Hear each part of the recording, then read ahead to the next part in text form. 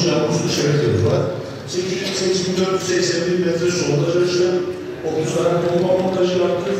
Dediğim gibi 1282 tane kuyumuz var. Bunların bombaları değişik dönemlerde arızalanıyor. Bunların kuyuların seviyeleri düştüğünden dolayı müdahale etmemiz gerekiyor. Bu sene 900 tane bombaya müdahale ettik. Yani Diyarbakır'ın tamamında varız. Her evde varız. Bu anlamda görev yükümüzü biraz daha anlatmak açısından. 1272 personelle 293 araç, 1466 tane içme suyu depomuz, 1209 tane içme suyu tepki merkezimiz, 1282 adet de su kuyumuz.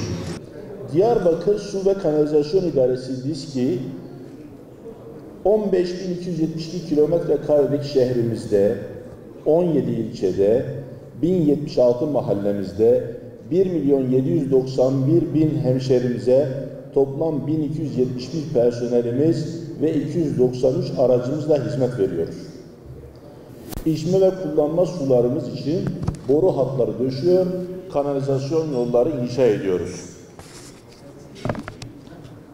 Arıtma tesisleri, enerji üretim ve temin merkezlerimiz, depolar, barajlarımızla bu yatırımların doğru yönetilmesi için her yer üstünde teminle ve korunmasına çalışıyoruz.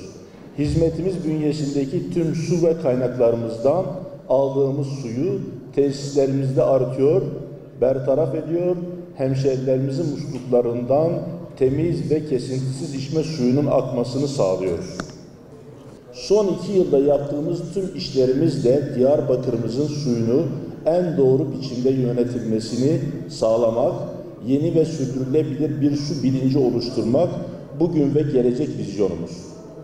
Bu bilinçle içme suyu şebekelerimizi döşüyor, yeni ve modern altyapı tesisleri inşa ediyoruz.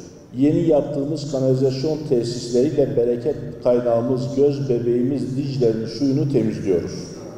Dicle 2. merhale içme suyu projemizle 2055'e kadar Diyarbakır'ın merkezimizin su sorunu çözüyoruz. Kırsalın tamamında sondaj çalışmaları yapıyor, suyu yerinde temin ediyoruz. SKADA projemizde Diyarbakır'ın suyunu yönetmeyi ve kayıp kaçakla israfını önlemeyi amaçlıyoruz. Diyarbakır'ımızın 50 hatta 100 yıllık su hazinesini yönetmek, düzgün dağıtmak ve sürdürülebilir zemine oturtmak esasıyla bugün anlatacağım her bir hizmet ve yatırımı hayata geçiriyoruz.